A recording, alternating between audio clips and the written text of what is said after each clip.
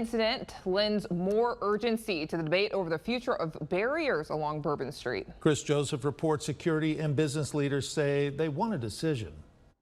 The incident this weekend happened more than 7 months after the January 1st terror attack. The New Orleans Police and Justice Foundation paid for a report on how to protect the street from vehicle attacks in the aftermath, and in April, consultants recommended turning Bourbon Street into a pedestrian mall. Since then, New Orleans Police Superintendent Ann Kirkpatrick has publicly deferred to elected leaders on if or how to follow that recommendation. In June, city council leaders and city officials discussed running a traffic study this September to help frame any decision. The foundation's president says she's hoping for a quicker timeline.